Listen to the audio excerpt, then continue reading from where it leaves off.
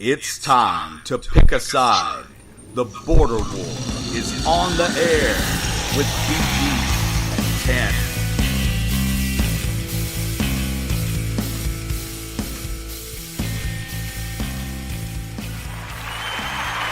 Oh, and I see the crowd is welcoming BG and TanMan back after a Festivus/Christmas break. Thank you for tuning in. This is episode 90.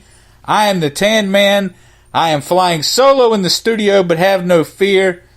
Being the resourceful duo that we are, we've got BG on line one joining us. BG, welcome back, my friend. It is good to be back. I'm not sure what it says about our normal show that we had a lot more downloads for the Festivus episode than we typically do. I thought that show would be popular. Well, it tells me that we're not the only people with a lengthy list of sports grievances. And so I'm glad that everyone seemed to enjoy it. It was a lot of fun. It was. Did you have a good Christmas, my friend? I had a good Christmas. Did you have a good December 29th? I did not. In fact, I was sitting here thinking, if I look at both my college and professional football teams, if there's ever been a time when they've both been in this situation at the same, it just seems like it's a lot. 28-0, 27-0. Wow. What are we doing here, guys? Wow. Like, I actually get the Redskins loss, not so much the South Carolina loss. Hey, look, the NFL regular season has come to a close. The playoffs are set. The Dallas Cowboys will continue on for at least another week. We've got the Gamecocks and their Belk Bowl fiasco. We'll get to some of that. But before we get into those items, let's start at the top, BG. Another year. Must we? Another college football playoff, and here we are. Yada, yada, yada. It's the same two teams we thought it would be at the start of the season. Give me your thoughts on just the whole playoff scenario in general, because I've got a few of my own on that. Well, see, I'm torn because I'm one of the guys who wants to see it. Typically, I keep saying I want to see it go to 8 teams, but I'm perfectly willing to admit that the only reason I want to see it to go to 8 teams is just because it might make it a little more interesting for some of those teams. I don't think there are 8 teams who have any business in the playoffs. This year, there were probably only 3, and only 2 of them got in. And I think it's pretty obvious that, and I got what you were saying last time, that, there was a difference between Notre Dame being, quote unquote, worthy to be in, or deserving to be in. And they did go undefeated, but I think everybody in the country can kind of see now that, while Clemson is a really good football team, and Notre Dame didn't belong on the field with them, I would have loved to have seen a Georgia-Clemson matchup. I think that would have been a 50-50 coin toss as to who won that game. So I don't know. As long as we're using the criteria that we're using, whatever that is, it seems to change every year. I think what you've got is these are the only 2 teams, unless you want to include Georgia, who belong in this discussion, and it's obvious that the gap is widening. I know everything I say sounds a little bit colored because I'm a South Carolina fan and I don't like Clemson, but I'll just say that trying to take my garnet glasses off, I don't like this. If I were a UCLA fan, or if I was an Oregon fan, or if I was just, I don't know, some random school, Boise State, I don't think I would like seeing this. Now, Mark Schlabach, not a guy I'm real fond of, he tweeted out a link to an article he wrote for Sports Illustrated, I think, kind of making the argument that this is great. That who else would you want to see? You want to see these 2 teams that have, 40-something 5-star recruits on their teams combined up against each other, blah, blah, blah. I think really, though, and we'll get into this, but who wins this game is going to set a narrative that's going to last for a while. I mean, if Clemson wins this game, then they'd split, right? They've each won 2 national titles. Well, Alabama didn't really beat Clemson for a national title last year. But we all know, we get it. Let's say they did. if Clemson can win this game, then you have sort of a rivalry. But if Clemson loses, especially if they lose by 7 points or more, then I think you start to see this narrative as Alabama above everybody, Clemson and Georgia sort of underneath them, and everybody else is not even in the conversation. Look, you mentioned 8 teams. I told a buddy this morning, look, you want to go to 8 teams, show me that you can find 4 teams that can put a competitive playoff. And we've talked about field. this year after year. Have there been any decent semifinals games? Well, you got last year. You had Oklahoma and Georgia, and I mean, outside of that, was an entertaining game. You're right. And outside of that, I think they said the average margin of victory in these semifinal games is like 24 points. So show me that you can find 4 teams that are actually on an even playing field before I ever want to hear the number 8 come out of anybody's mouth. Did you see Florida and Michigan? You go to 8 teams, Michigan is probably in or on the verge of being in, and they had no business being on the field with Florida, who is a middle-of-the-road, barely upper-tier SEC team. 15th ranked team, right? Absolutely not. So I don't want to hear, as far as the 8-team playoff expansion, I want to put that to bed. And as far as I'm concerned, we can barely find 4. One other thing I want to ask you. Some of this, though, is and you especially see it with Notre Dame, who's kind of in the ACC, but and I get the conference strength changes from one year to the next or whatever, but you have a system built that is, 75 years old that from the days when it was good to go to a bowl game, of which there were 12. Well, and now you're seeing these bowl games. None of them matter because you're seeing kids just go, I'm not going to play. I'm not going to play. Sure. And it seems like it started with 1 or 2, and it seems like it's 15 or 20 kids now. In another 5 years, it's going to be 100, 200 kids who are going to say, I'm not going to play.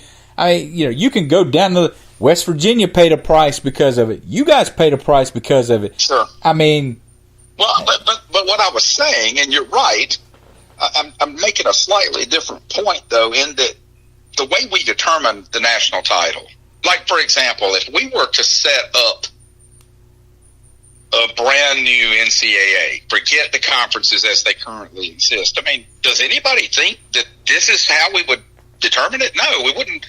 We would have conferences the way the NFL has conferences, right? They're just scheduling regional, but they're small, and so there's lots of cross pollination, and everybody plays everybody in the NFL. What is it? Every 8 seasons, something like that.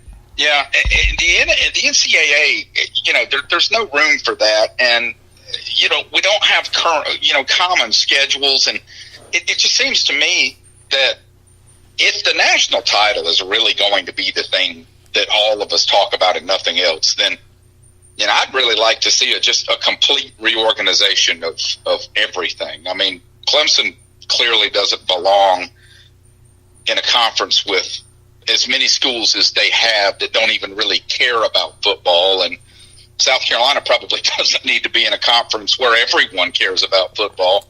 But I mean, you need some common scheduling, but again, when you have conferences that are 14, when you have conferences that are 14 teams, 16 teams, I mean, you can't even get a common schedule inside your own conference, much less try and compare it to somebody else out of conference.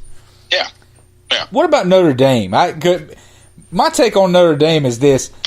This was it, man. It took them 6 years to get over Alabama beating the brakes off them in the national title game when they had Manti Te'o and Everett Golson, that bunch. It took them 6 years to kind of rebuild their image and rebrand that image. I'm one that I thought Notre Dame, I didn't think they'd win, but I thought that they would give Clemson a run for their money and play. They did not, man. They got steamrolled. I think that this is the end, and you tell me if I'm wrong here. And I think this is the end of Notre Dame in the quote big boy group, because after this, It's going to be hard to justify putting them back in this situation. And I said it before. Look, they're undefeated. They're going to put them in, but if they're kind of borderline, they're not going to get the benefit of the doubt in any of this in this playoff talk for a long time. I don't believe. I don't know. I think you may be right, but I also think you might be underestimating the effect of some of those schools' brand on media members. I mean, you see it with Texas, and you see it with Florida State, and you see it with Michigan especially, and you see it with Notre Dame, and they just seem to get ranked. Well, look, I mean, if they go undefeated, where would you think Notre Dame will be in the preseason poll? I bet they're ranked 11th, 10th, and I mean, you can't tell me they're that good. Like they're just not. Okay. I mean, if they run I said the it on the table show a few weeks ago when we talked about this, man, they almost lost to Vanderbilt at home. Yeah, and had their hands full with Southern Cal. I told you Clemson would beat them by 30 points, and did I miss it by 2? But like, this was not going to be a football game. It was an embarrassment, and I wanted to believe you, but like, I just had it in my mind that Clemson was going to drag them, and some schools, Michigan, I think, keeps jumping into my mind, and Notre Dame too. They still look like they're playing football in a different generation. They're not ready athletically for what a school like Clemson's going to throw at you. They're just not. I tell you, maybe it was some misguided trust that I put in the faith of the Irish, but that was, I mean, it was uninteresting. It was bad. They weren't close. They got pounded. I mean, and so again, if they go undefeated, they're probably going to get in every time. But say they're 11-1 next year, like, they're not getting in. I don't think that if they're on that borderline, they're not getting in, man. Well, their best win was Michigan, right? Still Michigan. First week of the season, yep. Okay, and now, like, let's look at this Michigan team. I mean, it's pretty obvious that they were not a very good football team either. They might have had some good games, but they were destroyed by Florida. And this is a Florida team that had all kinds of issues on offense all season long.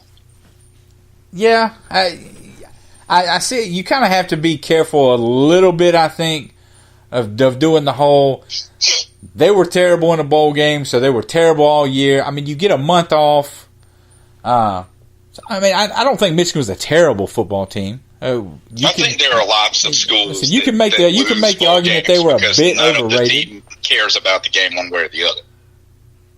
So what?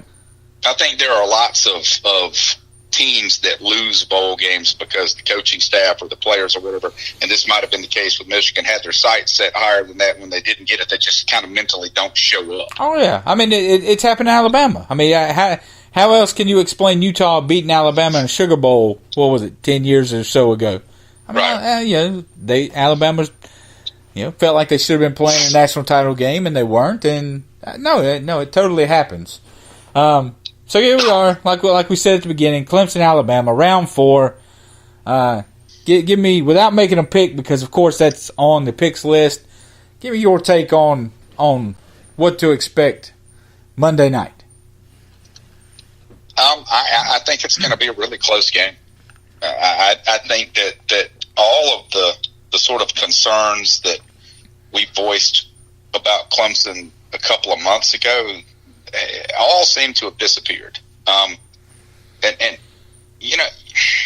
when you look, I'm not going to get into the whole controversy of the Osterine thing and Dexter Lawrence and all that, because it's been a week now, and we sort of missed that show. But for that team to show up as dialed in as they clearly were, I just think Dabo Swinney rubs me the wrong way 9 times out of 10. But I'm not going to take anything away from the man's ability to get a full roster of young athletes on the same page and just drill somebody.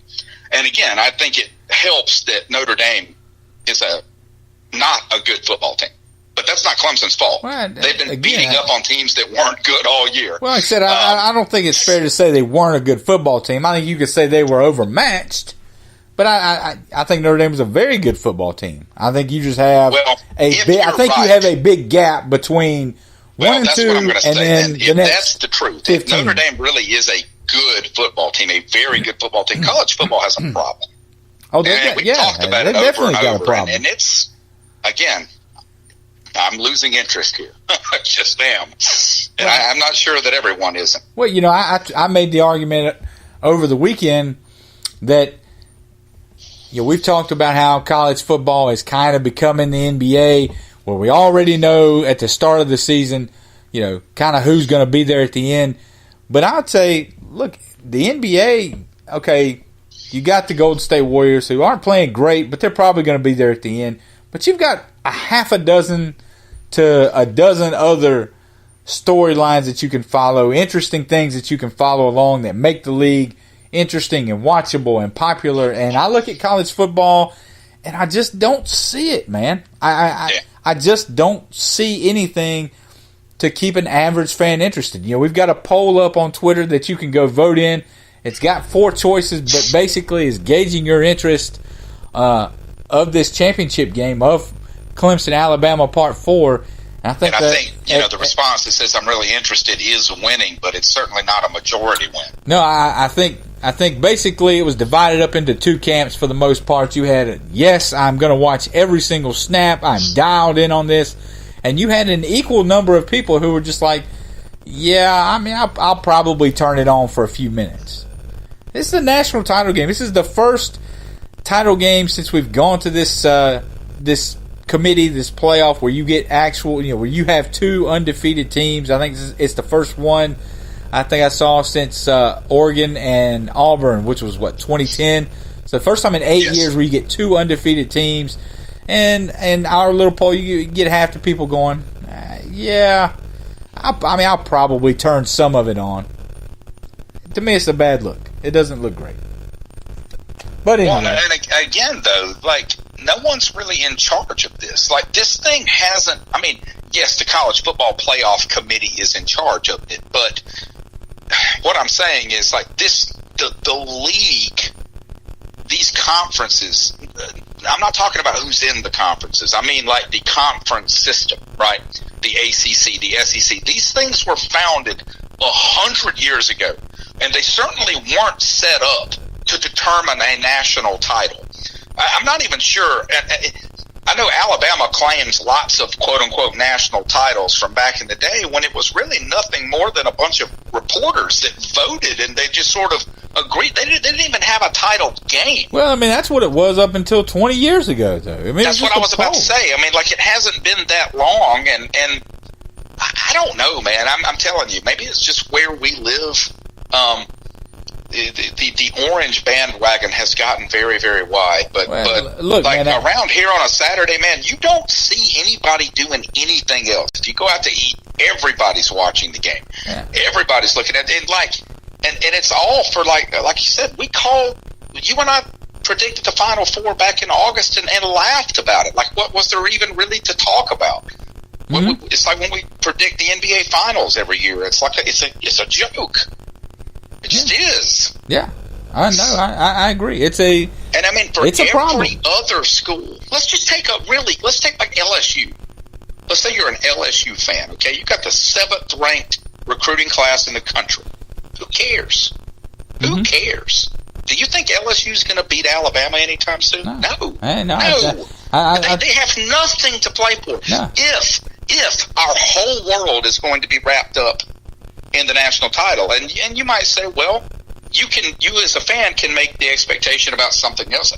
Okay, but that's not exactly honest. We know what the conversation's about.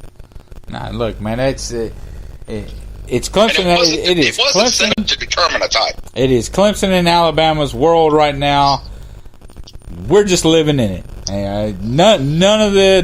There are no other college football games that, unless they involve these 2 teams right now, there is not a college football game during the college football season that really means anything. if it doesn't involve Clemson or Alabama and the possibility of them losing and maybe stacking a second loss during the season, then none of it matters, because at the end of the day, I think the only two teams that can really stake a claim, and I think the numbers back it up, the only two teams that can stake a claim to being able to really stand in the ring and take a shot and go pound for pound with the other are one another. Like Clemson, Alabama, that's it. Yeah. Nobody else can really step in the ring with them. Speaking of stepping in the ring and falling flat on their face, BG, what did Virginia beat you guys in basketball by? What was it, 17? That seems right. Yeah, it was a more competitive game. Right, so if you had told me we were going to be more competitive, because Virginia's basketball team, again, probably a number one seed. How in the world? Our basketball team's terrible. How in the world? Hung in there better than the football team. How in the world does the football team lose by 28, but the basketball team held in there and only lost by 17? Because this is one that I thought, to start off, I said, man, South Carolina, their offense is going to be awful. Man, they're going to be hitting on all cylinders. No way Virginia really even keeps this thing close. Man, I could not have been more wrong. You guys might have had the worst showing of the entire bowl season. Yeah, and it's here's the thing, man. It's not even a narrative anymore. It's a thing. This happens under this head coach, right? I mean, but that's your dude. Let's just be really clear. Yeah, this was not that's your a guy. Talent issue. What? I said, but that's your guy. Well, I've got one foot off the bandwagon right now, and okay. I do. All these people that are saying fire Muschamp now, okay, shut up. But here's the thing, though: if we're having this conversation at this time next year, it needs to be over. In other words, I've been saying give him 2 more years, right?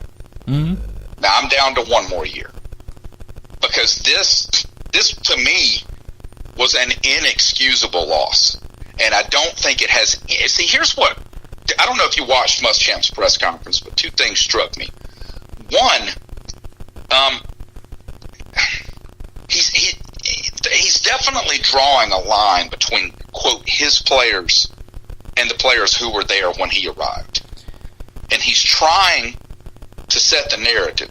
Rashad Fenton is the perfect example. Okay? Rashad Fenton didn't play in the second half. And when asked about it, Muschamp basically just threw him under the bus and said he took himself out of the game. I'm not answering any more questions about him. Okay. That's a Spurrier recruit. Yeah, okay, you can't do that. Well, then what he does is he says, but my guy, he doesn't say my guys. The guys we've recruited, I can promise you in a minute, I think his quote was, they're gonna fight their ass off. And when you start using slightly inappropriate language and you start getting angry in press conferences, you start sounding defensive and chippy, and I was not impressed. And the other thing that I noticed about his press conference is he seems to think that everything that happens in a football game is a football issue. All of his answers for how things happened are X's and O's answers. Well, we didn't blah, blah, blah. Okay. That isn't what happened, TanMan. What happened was this team did not show up. They were not prepared. They were not ready to play. They clearly didn't want to be there. And they had every reason to want to be there. It was a great opportunity. You're playing, and they blew it. You're playing an hour from... And that's on the coach. Listen, you're playing an hour from home. The players didn't look interested. You look at... I'm not sure the coaching staff was really all that interested. I don't think so either. Is there any chance there's a lot of fire Muschamp guys out there right now. I get it. Oh, sure. I'm kind of leaning that way. I mean, to me, once you determine that a guy is not the guy, take the Band-Aid off, man. Take the Band-Aid off. Now, you can make the argument that you don't know, you want to give him another year. That's perfectly fine. But I'm just saying. Some of that is because when you're looking for a coach at a place like South Carolina, and you send the message like, I know that no one's won here in 120 years except for a 5 or 6 year period. Because remember, Spurrier was subpar for his first 5 seasons. And that's what I'm saying. That's why. If you send the message out, no one's been able to do it. but we want you to do it. Oh, by the way, and if you can't get it done in 3 years, you're out. Well, look, no one's going to come. No one's going to come. That's what I'm saying. You're probably not going to get anybody to come anyway. Listen, that's what I'm saying. Which is part of the problem. I get. I mean, really, why would you want to be the head football coach at South Carolina? I mean, what? Why? I mean, I'm not even trying to be funny. Like, you would be out of your mind. You're only going to get two kinds of coaches. You're going to coach like Will Muschamp, who probably didn't want to accept it either, but he knew he had no choice. And you aren't going to get many second rolls of the dice after what happened in Florida. Or you're going to get a guy, like a Lincoln Riley coming out of Oklahoma, or an Urban Meyer coming out of Utah, who no one really knows about, and you're hoping to catch lightning in a bottle. But honestly, I think South Carolina would have a hard time keeping somebody like that. I get that.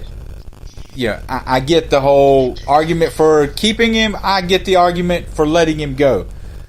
I don't think that I don't think that they're going to let him go now this year. I've been on the record. I think next year, if they're sitting in this same boat where they're 7-6 or 6-7, or they lose another bowl game in anything close to the manner in which they lost this one, I think he's going to be out. So my question to you is, what are the odds that we see some staff turnover down there? Because I'm looking at the numbers. I'm seeing a quarterback going into his senior year who, what was he, like 19 for 40 or something like that. I see a roster that before the year we look up and down and go, hey, we really like this running back group. This is a pretty good running back group. I see Dowdle with 6 carries, Mon Denson with 3 carries. They've done that all year long, too. Yeah, I mean, to me, there's nothing about this team, and I said it last year, I said it all year long, this team doesn't look like they've gotten any better. Yeah, they started, Muschamp takes over a 3-win team who loses to the Citadel. They come in, he turns it around, he gets to a bowl game. Last year, what'd they win, 8 games? 9 games? They won 9 last year. And that's really the thing. You're coming off a 9-win season. But every week, you can't defend this. Like I can't. I don't see this as a team that's gotten any better. And again, Jake Bentley's going to be a senior next year. He's not going. He's not going to the NFL. He's coming back. Brian Edwards is going to come back to school. But I don't have any confidence that if this season with this schedule got you 7 wins and got you just beat out of the state of North Carolina by Virginia in a bowl game, what in the world are you going to sell me next year that has me, that is going to get me any kind of hope or going to turn me around to think that this is going to be a better season than the one you just had? Well, I mean, the first thing, I'm not sure that I'm buying that it is going to be. I would be. If I had to put my money on a final record next year I would put it exactly where it is sitting right now. And I would say we win 7 games somehow.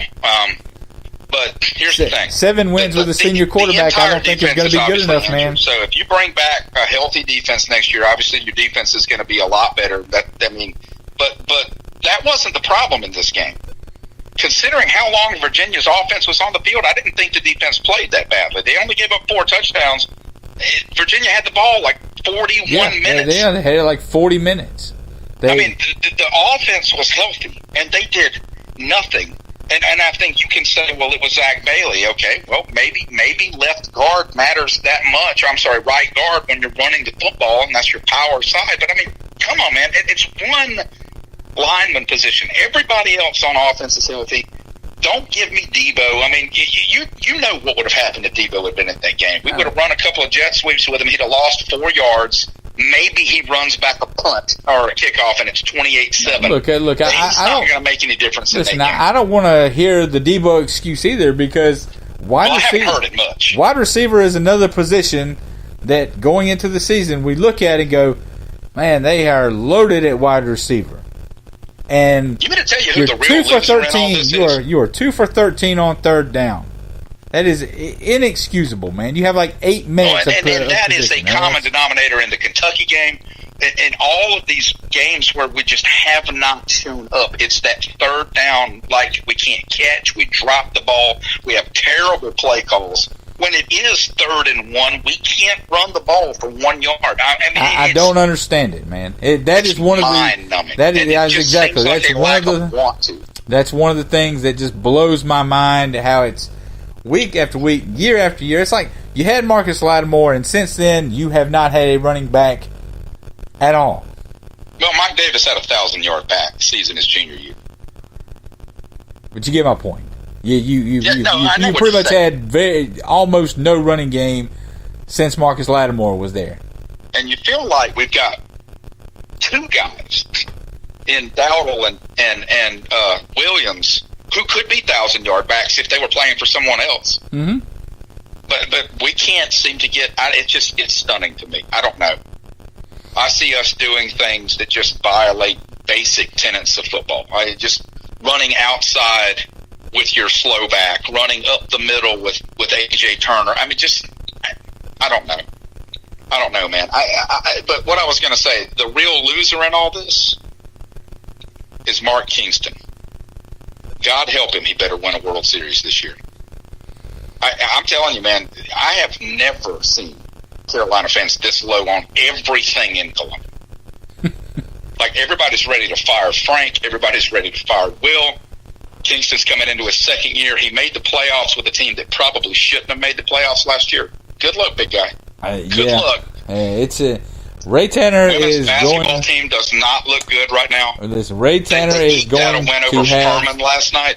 Ray is going to have his hands full very, very soon. Well, I tell you, and lots of fans make this argument, and there are people that donate more money to the university than me. That it starts with the Board of Trustees, that at Clemson you have Board of Trustees members who became Board of Trustees members simply because Clemson is all about football, right? We want this team to win. Whereas at South Carolina, being on the Board of Trustees probably means you're either a surgeon or a lawyer. You want access to the State Department. You want access to the State House. You want access to the governor in the capital city. You may not even have any real vested interest in athletics at all. And so you end up with an athletic director who basically said, make me AD or I'll leave, which means he was going to leave anyway. And you say, fine. And well, look, man, I'll be honest with you. Right now it looks like this starts at the top down. It looks like there is no culture of accountability at all. You want me to tell you how to fix the whole thing? Because I can't. In like 3 seconds, I can tell you how to fix the entire athletic department, and it probably wouldn't even really cost you that much. 3 simple words, man. You ready for this? I'm not sure. I've got a feeling you're about to insult me. But go ahead. No, listen. Thursday, you want to be more like you want to be more like Clemson. Just drink more Osertine. Okay. There it is. Yeah, that's all you got to do. But let me tell you this. You mix it up in a drink. You mix it up in a drink. It's it's fantastic. It's fantastic. So here's the thing. I've not been able to find out exactly the details on this factually because you can't find out anything from Clemson media because they don't report anything. But I've seen it reported in 3 different places that, unofficially speaking, 9 players were tested, and 3 of them show up with this stuff in their system. And I don't know if you watched College Game Day that day. Dude, ESPN did not mention it. Well, I mean, that's not that surprising, though, because you're talking about... You're not talking about... Listen, you're not talking about professional football players. You're not talking about NFL players. You're talking about college kids, and there may not be a lot of information out there about it right now. There probably isn't. For them to talk about. But I'm just saying, if that had happened in Columbia... no, come on. No. The media in Columbia, South Carolina would have crucified. But you're talking... You just said ESPN. You're talking about College Game Day. College Game Day... If there were 3 players that had tested positive... That was the only game they were talking about at the time. Listen, it wasn't like they were covering 600 other games. But listen. If there were 3 players from South Carolina who had tested positive before the Belk Bowl, it wouldn't have gotten any more coverage than what it than the kids from Clemson did. So like I said, I don't think there's a lot of info. They're not NFL players. They're college. They're college kids.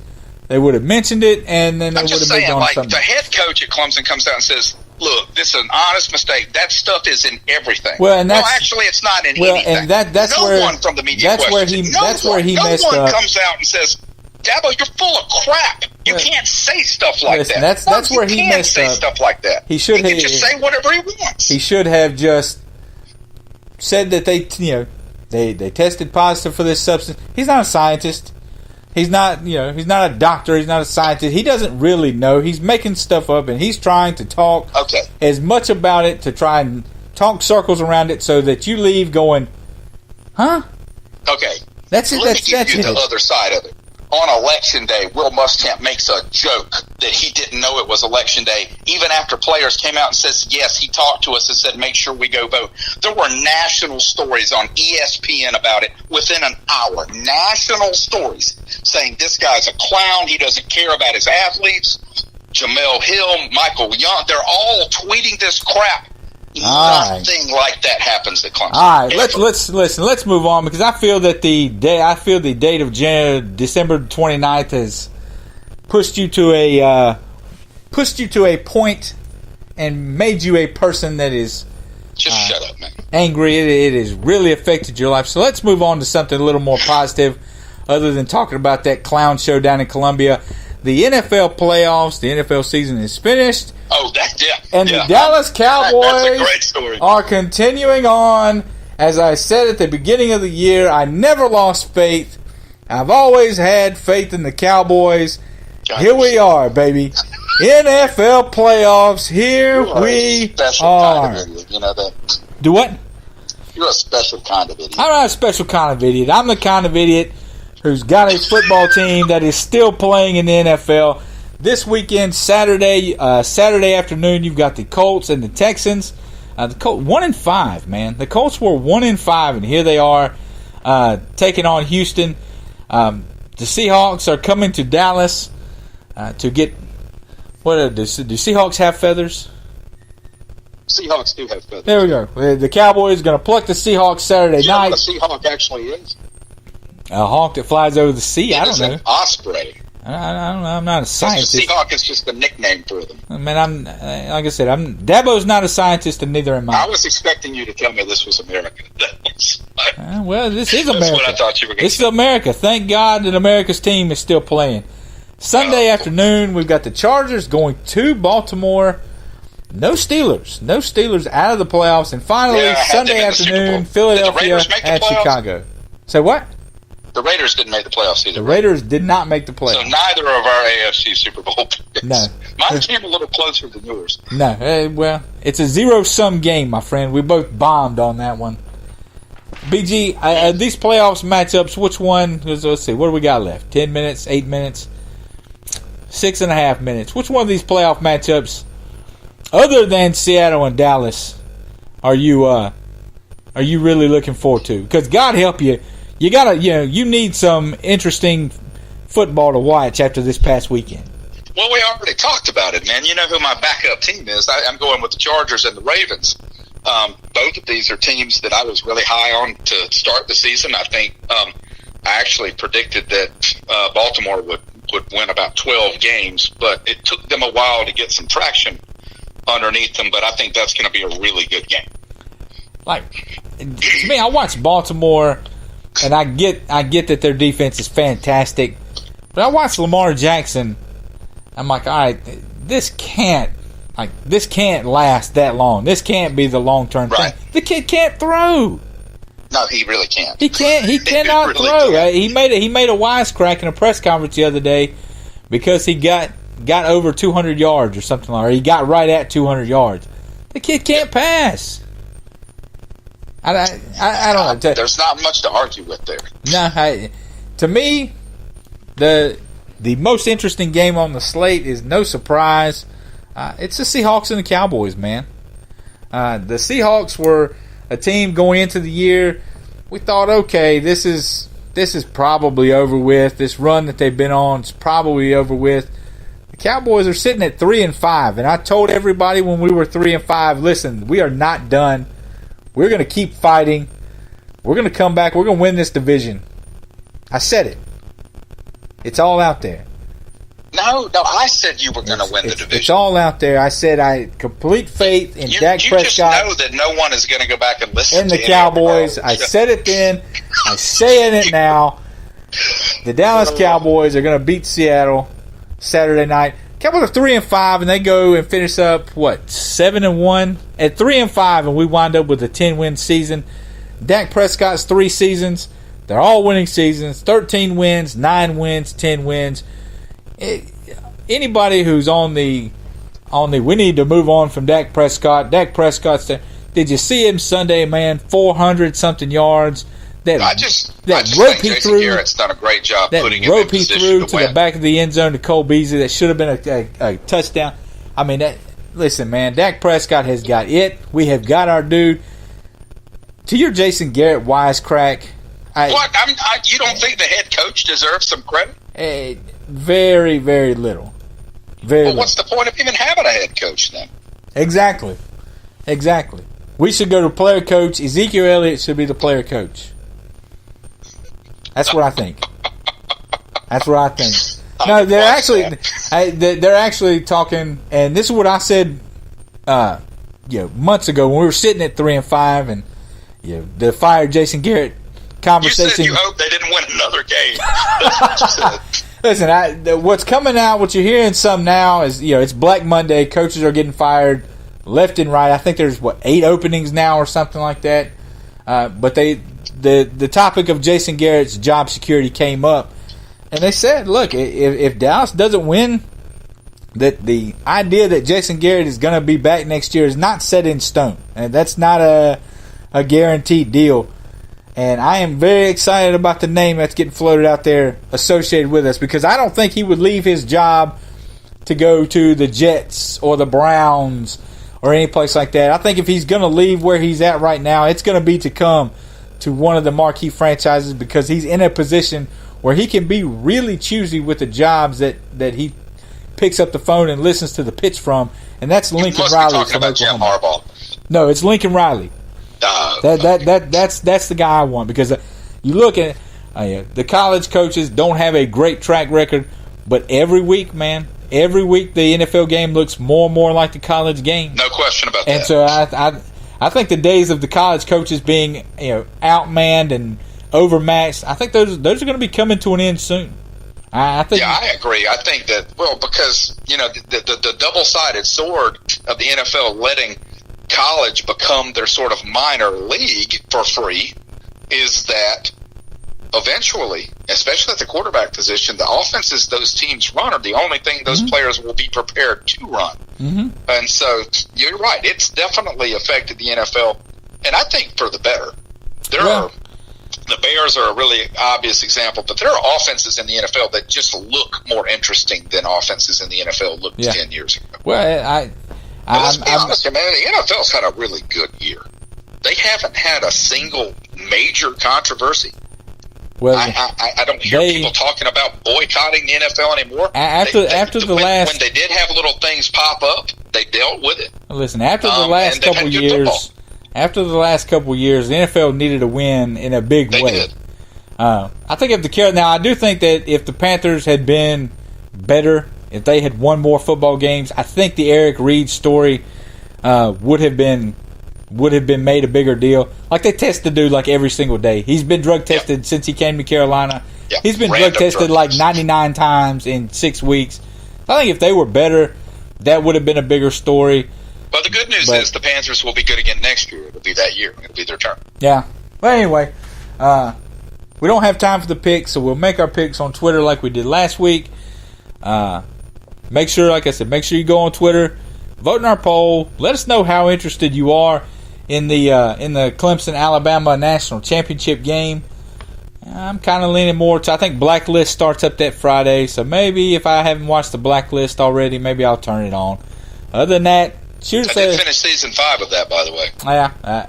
Other than that, like I said, shoot us an email at Carolina Border War at gmail.com. You can give us a follow on Twitter.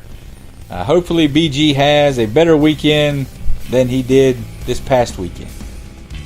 Whatever. It's all over for me.